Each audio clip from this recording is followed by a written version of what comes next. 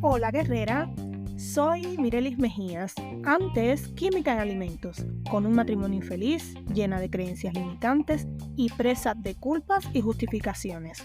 Ahora, coach ejecutiva, especialista en liderazgo, libre, feliz y absolutamente consciente de mis emociones y mi camino. Te doy la bienvenida a Divorcio y Liderazgo Femenino, Lecciones Inspiradoras, el podcast donde exploramos los desafíos que enfrentan las mujeres en el proceso de divorcio, cómo superarlos y cómo convertirlos en una oportunidad de crecimiento personal y liderazgo. Aquí, desde mi propia experiencia personal, te acompañaré en ese proceso de descubrimiento y te presentaré historias y recursos inspiradores de mujeres que han superado el divorcio y han encontrado su camino hacia el liderazgo. Si estás transitando por un divorcio o simplemente estás interesada en el liderazgo femenino, este es el podcast para ti. Así que acompáñame en este viaje de autodescubrimiento y liderazgo. ¿Comencemos? Hola mis queridas guerreras, bienvenidas a un nuevo episodio de Divorcio y Liderazgo Femenino, Lecciones Inspiradoras. Gracias por escucharme, gracias por los mensajes que me hacen llegar.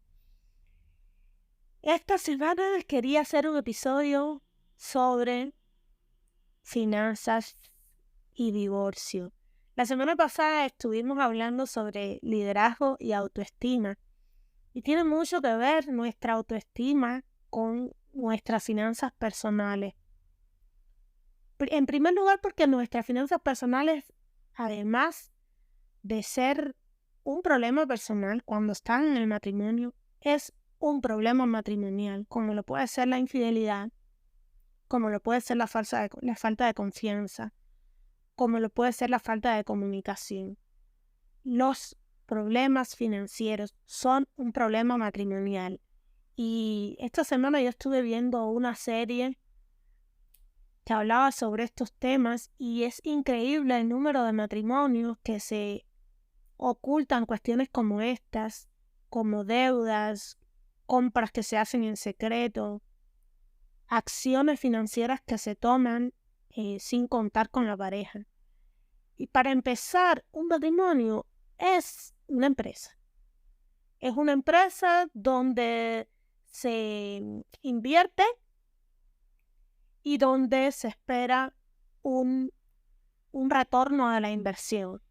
Y muchas de esas inversiones no son económicas. Entonces nos es más fácil hablar de estas inversiones que no son económicas, pero cuando las inversiones llevan implícito el dinero, la carga emocional es tan fuerte que nos lleva en muchas ocasiones, y a mí me pasó, a administrar, administrar yo creo que no es la palabra, sino acumular de manera intensa una serie de remordimientos contra nuestra pareja por estas cuestiones financieras. Yo siempre, desde que llegué a este país, cuando llegué a este país, él no tenía $1 ahorrado, no tenía un plan financiero y además tenía deudas. Y ya conté en episodios anteriores que yo me hice cargo de las deudas y trabajé. Durante más de un año solo trabajaba y solo generaba ingresos yo. Pero no quiero hacer un episodio desde una posición de víctima porque no lo soy, sino desde una posición de líder y una posición de responsabilidad. Porque si en un momento como matrimonio asumimos deudas y ahora solo las estoy, y esto me costó mucho trabajo, ahora para mí es muy fácil hablar de esto, pero créanme que fue para mí muy difícil entender por qué tengo que pagar esto yo sola. Si el dinero, la deuda la asumimos los dos, el dinero lo gastamos los dos, ¿por qué me toca asumir esto a mí sola? Pero yo dejé de hacerme preguntas relacionadas con el por qué y empecé a hacerme preguntas relacionadas con el cómo. Y este es el punto de este podcast. Yo por mucho tiempo manejé la creencia de que no era buena con las finanzas, de que los números y el dinero no eran lo mío. Y él a su vez manejó la creencia de que el hecho de haber estudiado administración de empresas lo hacía un administrador de empresas. Y la realidad era que aún en el tiempo que estuvo solo no fue capaz de ahorrar $1. Y yo, en el tiempo que estuve sola en Cuba con mi hijo, fui capaz de sostenerme, y muchas personas creerán, no, pero te mandaba remesas a Cuba. Ya recibí remesas el último año de los 3 años que estuve en Cuba. Pero aún así, esas remesas no pasaban nunca a los $60. Y yo salí de un trabajo en el que yo percibía una gran remuneración para poder venir a este país y fui a dar clases a un instituto politécnico. Y durante ese tiempo yo pude haber decidido no trabajar y dedicarme solo a estudiar o a estar con mi hijo o a hacer ejercicios que me gustaban. Pero yo siempre he sentido o me educaron bajo el concepto de que las mujeres tenemos que ser independientes y también generar nuestros propios recursos. Y con esa ideología yo me mantuve trabajando hasta la última semana que viví en Cuba. Yo trabajé hasta el 7 de julio, hasta el 6 de julio, y yo vine para este país el 15 de julio. Entonces, con este tema de asumir las finanzas con responsabilidad y con los pies en la tierra, con esto quiero adentrarme en el podcast para hablar de lo siguiente. Si usted está pensando divorciarse y no tiene una planificación financiera, yo creo que el escuchar este podcast es un buen momento para que empiece a hacer esa planificación financiera. Bajo esta creencia de que yo no era buena con los números, que yo no era buena con el dinero, que yo no sabía administrarme, yo lo único que tenía claro es que yo sí era buena generando ingresos, que yo sí era buena trabajando, que yo sí era buena emprendiendo. Eso era lo único que yo tenía claro. Entonces entré a este juego que creo que hemos entrado todas las mujeres, de una tabla de Excel, estos son mis ingresos, estos son mis gastos y demás. Y yo aún no soy una especialista para hablar de este campo. Creo que esto es parte de mi síndrome del impostor. Pero yo me hice responsable de las deudas del matrimonio, aún después de salir del matrimonio. Y si yo lo hice, usted lo puede hacer. Yo dejé de llorar porque por mucho tiempo me mantuve en esta postura de víctima de ay, me hicieron, ay, me tocó, ay, no. Yo entiendo que parte de las consecuencias de o la paga por ser libre es esta. Y no sé qué tiempo me cueste, pero yo lo voy a lograr. Y es más, lo estoy logrando. He dado pasos agigantados, pero es muy complejo el hecho de que yo no puedo vender el departamento porque el departamento no está a mi nombre, solo está a mi nombre la deuda, en fin. Pero bueno, no es de eso que quiero hablar. Si usted se quiere divorciar, usted tiene que hacer un plan financiero, pero no tanto, y sí es muy bueno, muy efectivo lo de hacerse una tabla de Excel. Pero lo que sí tiene que tener claro es que usted no puede gastar más de lo que usted ingresa. Entonces, lo primero que tiene que tener claro es cuánto usted genera. Si cada 2 meses usted recibe comisiones o cada cierto tiempo usted logra una venta, usted no puede contar con ese dinero hoy. Usted tiene que hacer su plan financiero contando con los recursos fijos, los ingresos fijos que usted tiene mes a mes. Yo recuerdo que durante el matrimonio que yo me sentaba a tener este tipo de conversaciones, porque yo muchas veces le decía, toma todo mi dinero y hazte cargo tú que tú eras el administrador. A finales de mes, por supuesto, no quedaba dinero, porque ser administrador no significa ser un buen administrador. O sea, haber estudiado administración de empresas no significa ser un buen administrador de empresas, como una empresa familiar. Y yo a finales de mes entraba en cólera, entraba en depresión, me desesperaba el hecho de no tener nada ahorrado, Y algunos estudios que estuve leyendo recientemente dicen que un ciudadano americano en muchas ocasiones no tiene ni siquiera $400 ahorrados para una emergencia. Y esto a mí me sonó tanto, esto a mí me sonaba tanto, no tener nada ahorrado para una emergencia, que yo, lo segundo que tracé, además de tener claro cuáles eran mis ingresos, fue ese fondo de emergencia. Afortunadamente, dentro de mi plan financiero, yo nunca consideré la pensión alimenticia porque estaba casi convencida de que yo no iba a recibir realmente eso mes a mes. O sea, creí que en muchas ocasiones sí iba a recibir, pero en otras no, y justamente así fue. Entonces, lo primero que usted tiene que tener claro en su plan financiero es cuáles son sus ingresos reales, cuál es su situación financiera actual. Y dentro de esa evaluación, tener claro los ingresos, los activos, las deudas y los gastos fijos actuales que usted tiene. Yo les digo, tenga una imagen clara, como si fuera un mapa, un dibujito con crayolas, igual que los de los niños, una imagen clara de esa situación financiera. Y usted ponga los pies en la tierra con respecto a los recursos y a las obligaciones que tiene. Eso es lo primero.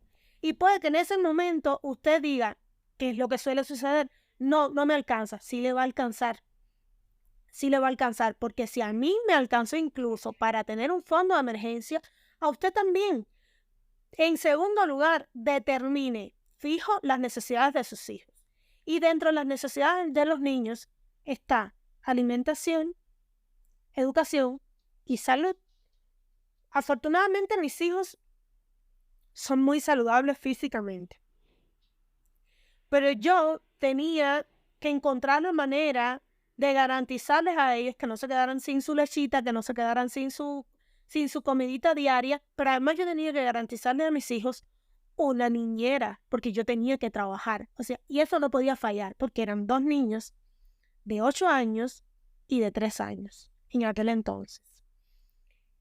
Dentro de esas necesidades básicas de los hijos, de educación y medicina, yo tenía en ese tiempo mi seguro social, que no servía de mucho, pero era algo. Y entonces en ese caso yo me centré más que todo en alimentación y en las cuestiones del cuidado de los niños.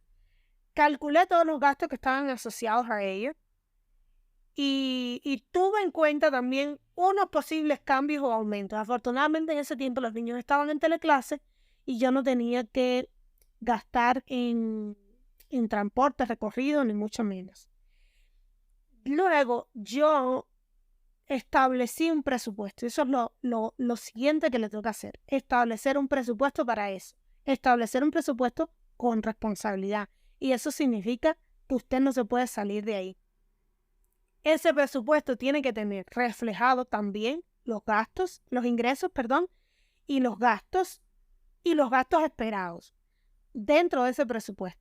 Y usted tiene que priorizar en una primera instancia los gastos esenciales y luego tratar de reducir los no esenciales. Y dentro de esto incluir el fondo de emergencia. Yo me aseguré de ahorrar mes a mes y se lo voy a confesar aquí. Yo pude durante ese tiempo ahorrar $200 mensuales para ese fondo de emergencia de mis hijos. Y ese fondo de emergencia es para gastos no imprevistos. Gracias a eso, luego después yo pude, con ese mismo fondo de emergencia, cuando la situación en mi departamento se puso difícil, yo en cuestión de 20 días o de 2 semanas, yo pude hacer el pago del departamento para el que me iba a ir arrendada y pude irme a vivir allí con mis hijos. Gracias a ese fondo de emergencia, yo pude tomar la decisión de forma rápida de cambiarme de vivienda. Y luego continué pagando arriendo y ajusté un poquito más mis gastos para también seguir abonando ese fondo de emergencia. Después usted tiene que considerar la pensión alimenticia y manutención de los hijos.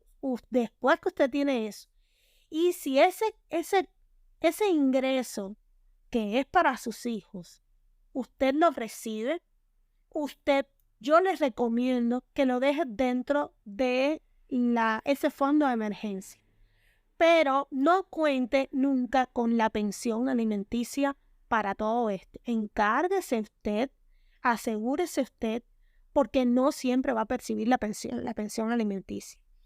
Y por último, siempre que esté a su alcance, busque la ayuda de un profesional.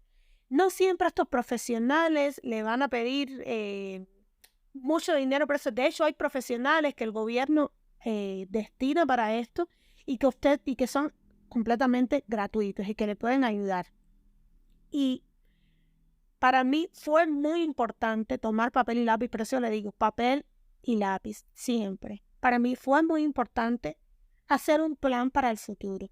Y dentro de ese plan yo incluí mis estudios. Dentro de ese plan yo incluí... Miren, una de las cosas que yo hice fue retirar a mi hijo a una escuela privada. Porque en ese momento no lo podía pagar, en ese momento no contaba con los recursos y yo tenía que garantizar todas las otras cosas. Usted reduzca todos aquellos gastos que no son completamente necesarios.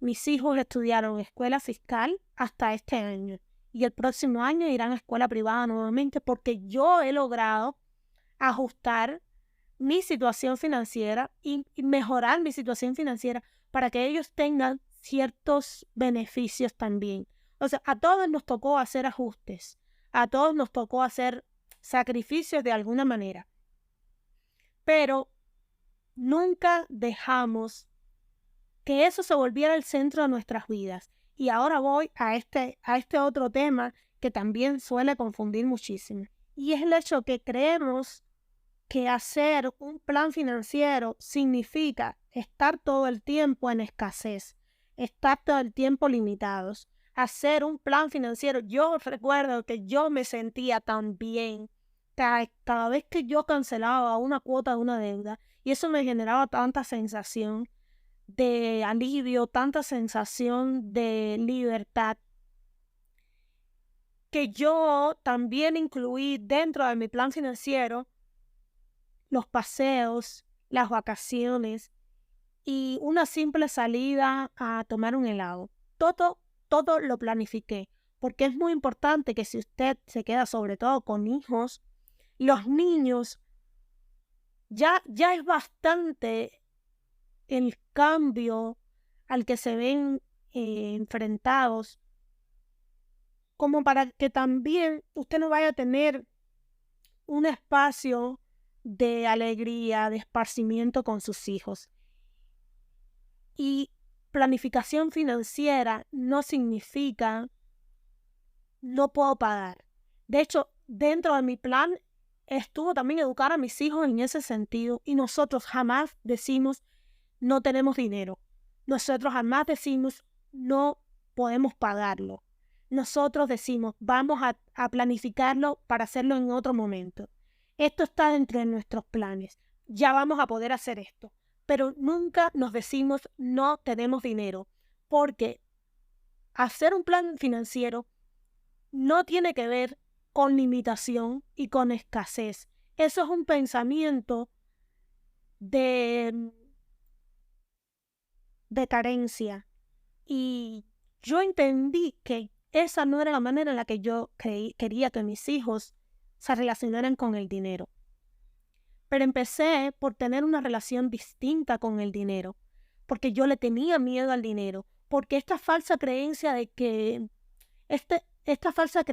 los ricos son malos, los pobres son buenos, no tiene nada que ver. Yo recibí más apoyo y más ayuda de personas y más empatía de personas con una posición económica buena que de las personas que no.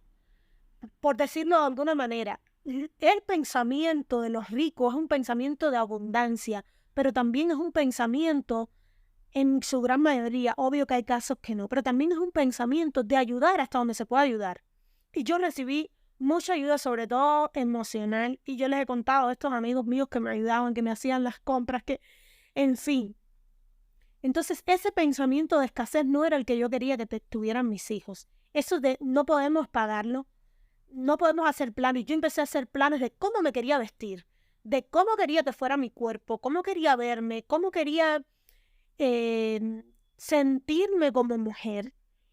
Y empecé también a educar a mis hijos con respecto a esto, de que es importante ahorrar, pero también es importante invertir, porque incluso no me gusta hablar de gastar. Yo hablo de inversión cuando tenemos que irnos, nos fuimos a Galápagos, por ejemplo, y yo no lo vi como un gasto, yo lo vi como una inversión y como una forma de cargar energía para todo lo que se venía.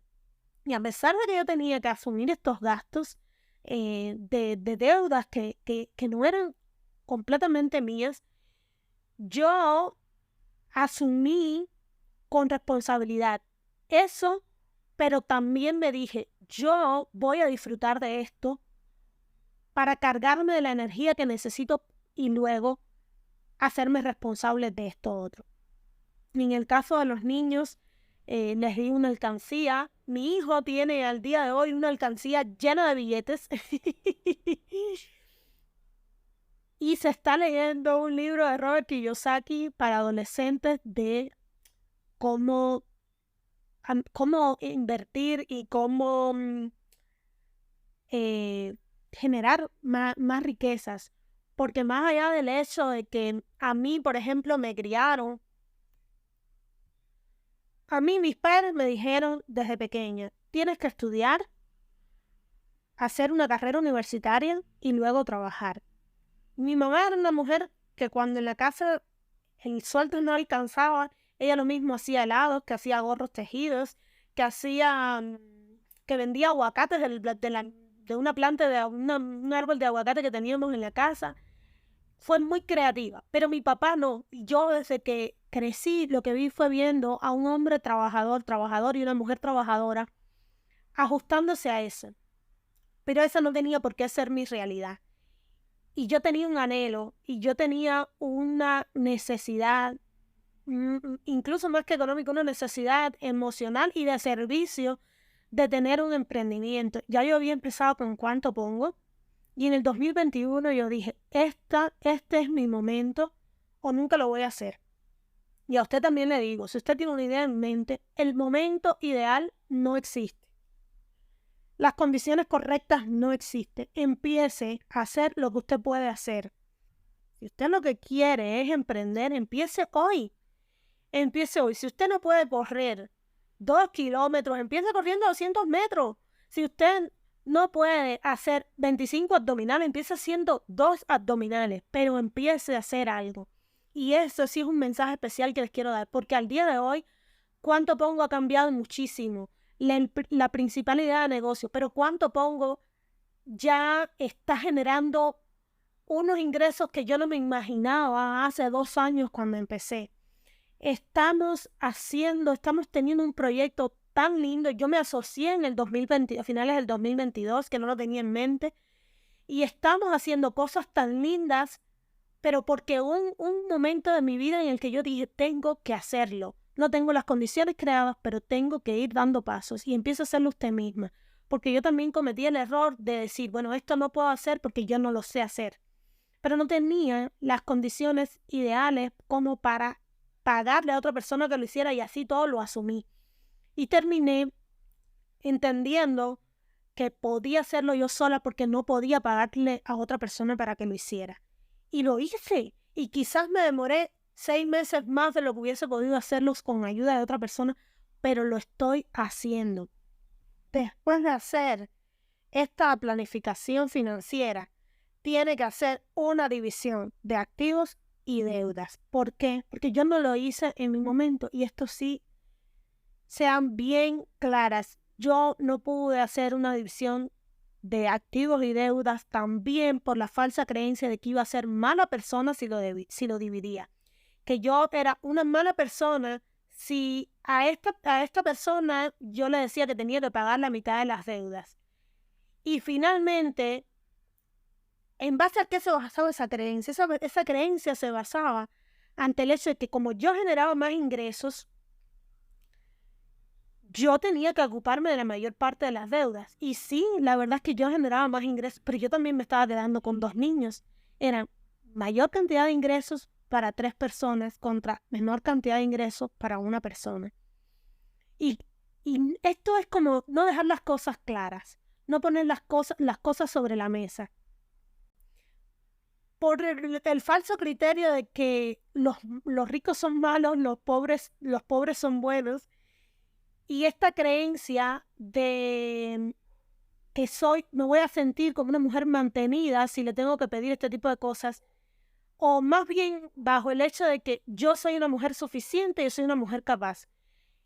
Esta energía masculina que traen muchas mujeres, y la tuve yo por años, de que somos suficientes, de que somos capaces, eso no lo pone nadie en duda.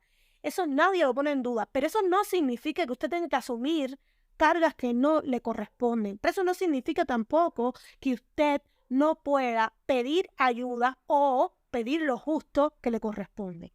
Y en este caso, yo le cedí el departamento, continué pagando la deuda de mi hipoteca, no percibía todos los meses ni siquiera esa pensión fija que fijó el juez.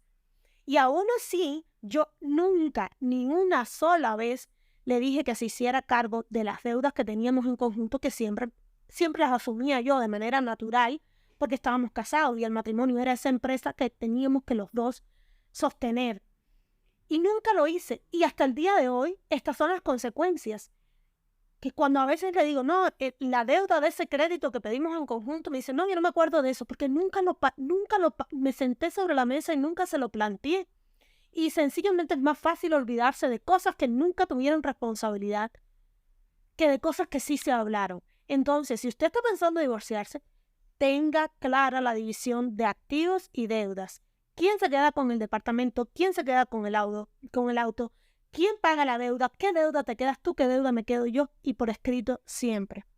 Luego, ya yo les dije, y esto está más que claro, no quiero ni siquiera volver a hablar del tema de las pensiones alimenticias, pero sí quiero decir algo. Las pensiones alimenticias no son una pensión de manutención para las mujeres. Las pensiones alimenticias son para los niños y cubren necesidades de alimentación, necesidades de educación y necesidades de salud. Y su deber como madre es garantizar y proteger los derechos de sus hijos con respecto a esa pensión alimenticia. Y por último, hágase cargo de sus finanzas buscando una independencia financiera.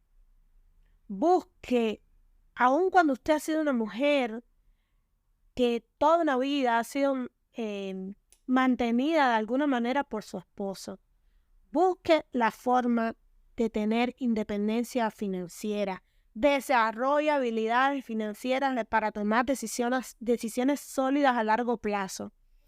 Busque consejos para aumentar sus ingresos, para desarrollar una carrera profesional, emprenda un negocio propio. Ecuador es el país de Latinoamérica que más emprendimientos tiene año tras año. Y las que más emprenden por lo general son las mujeres. Muchas personas y muchas veces le van a decir, no te pongas a hacer esto, ya hay gente que lo hace, o no te va a ir bien, ya les he dicho en otras ocasiones. ¿Quién les está diciendo esto? ¿Qué ha logrado esa persona con respecto a lo que usted se quiere plantear? La bibliografía, la literatura está repleta de personas que han tenido que sobreponerse a dificultades de este tipo. Ahorita mencionaba a Robert Kiyosaki, es un hombre que 2 veces quedó en bancarrota y 2 veces se recuperó. Tenemos a Donald Trump, que también ha tenido que recuperarse de dificultades financieras. Y en el caso de mujeres tenemos la historia de Oprah Winfrey, que es una mujer multimillonaria y afroamericana en Estados Unidos. Y también ha logrado levantar un imperio. Y si esas mujeres lo hicieron, usted también lo puede hacer. Yo les he comentado que el dinero no siempre viene en forma de billetes, en forma de números en una cuenta bancaria. El dinero a veces viene de formas inesperadas, con el simple hecho de no tener que pagar y a mí me pasó mucho, no tener que pagar un servicio porque logré un intercambio brindando un servicio mío. de un regalo. Muchas veces vino también de parte de amigas, ay, te voy a mandar tanto dinero, te voy a ayudar con tanto. Vino el apoyo, a veces también con una idea de negocio, o vino el apoyo muchas veces, mira, te voy a dar este número de este cliente para que puedas ofrecerle eso, y ese cliente era quien terminaba comprando mis servicios. Entonces, el hecho de que usted hoy no vea claro un panorama no significa que no exista. Significa que usted tiene que sentarse a redactarlo y explorar todas esas posibilidades. Y yo le garantizo, porque a mí me ha pasado, y estoy llevando una vida increíble, una vida que jamás me imaginé. Y aún tengo deudas. Le estoy dando una vida a mis hijos que tampoco imaginé, nunca por mi cabeza me imaginé darle esta vida de abundancia, de prosperidad, de satisfacción, de felicidad plena, de generosidad, porque el recibir se trata muchas veces más que de recibir, se trata de dar. Y cuando eres generoso y eres amable con la gente, indiscutiblemente hay un retorno increíble en todo eso, y te llegan personas lindas, y te llegan personas que te quieren, que te dicen frases de aceptación y de motivación que te ayudan a seguir adelante. Y cuando usted comienza a cambiar esta energía de yo sola puedo, de yo soy suficiente, de yo voy a conseguirlo porque así es como me enseñaron, y si no lo hago de esta manera soy débil. Cuando usted cambia esa energía a esta otra energía de voy a pedir ayuda, yo sola puedo, pero eso no significa que sola quiera. Y sí me gusta ayuda, y sí me gusta la ayuda, me gusta recibir ayuda, me gusta que alguien pague mi cuenta en el restaurante, porque ese era otro problema grave que tenía yo. Y cuando empecé a tener citas, que iba a las citas, yo quería pagar. Cuando la gente me había invitado, cuando los hombres me invitaban, yo quería pagar porque yo quería sentirme suficiente, yo quería hacerles ver a ellos que yo tenía la capacidad de asumir eso. Y usted no tiene que demostrarle nada a nadie, usted tiene que demostrarse esas cosas a sí misma. Y el hecho de que un hombre la invite a cenar, a menos de que antes de la cena hayan quedado en que van a pagar a cuentas iguales, que además el día de hoy alguien me dice en una primera cita que hay que pagar a cuentas iguales, y esa es la primera persona que yo no considero, y yo sé que me van a criticar por eso, pero no la considero, porque el hombre por naturaleza es proveedor. Y esa falsa creencia de que nosotras somos suficientes y que nosotras tenemos que asumir aparte iguales los gastos, es una farsa. Usted como mujer, nuestra energía femenina es tener la capacidad de aceptar y recibir de ese hombre. Y eso no significa que usted no sea capaz, porque eso no significa que yo no soy capaz. Significa que yo soy una mujer con energía femenina capaz de aceptar y de recibir. Cuando estaba en mi último año en la universidad, que ya me tocaba graduarme, mis compañeros me eligieron como la estudiante más integral del aula. En aquel momento, solo un estudiante dijo que no podía ser yo, y el decano también vino que no podía ser yo, porque había que darle ese premio a otra persona, había que darle ese reconocimiento a otro estudiante. Pero mis compañeros eran quienes me habían escogido a mí como la estudiante más integral del aula. Y en ese momento yo sentí que eso no era importante, con esto de no soy merecedora de este premio, de este galardón.